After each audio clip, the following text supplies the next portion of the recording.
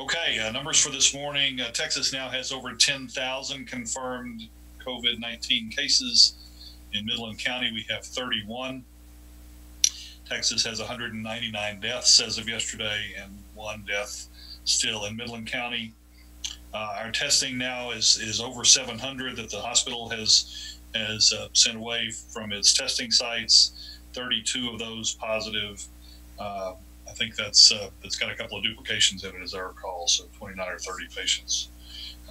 Vast majority negative. We're still waiting on over 100 test results from as much as now 4 days ago. The hospital census is 107.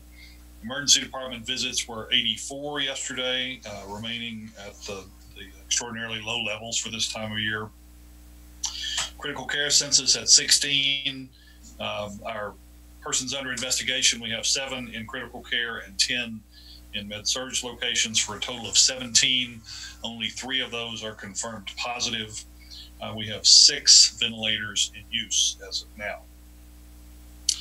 We've talked a couple of times about our employee health group and their monitoring of employees who have had not only exposure to known or suspected positive COVID-19 patients, but other infectious diseases. The numbers are coming down. We have 11 remaining quarantined employees, 7 employees who have had some level of exposure but have no symptoms, so are continuing to work with personal protective equipment intact, and 82 employees that we've completely cleared. We've talked a good bit over the last few days about finance. There is a little bit of news about that today. The federal government has been moving rapidly to get the first batch of distributions from the CARES Act out to hospitals. And as of this morning, Midland Memorial has received $3.7 million out of the $30 billion that's being allocated across the country. So we have $3.7 million in hand today from the federal government. That is essentially a grant. There are no or relatively few strings attached. Doesn't have to be repaid.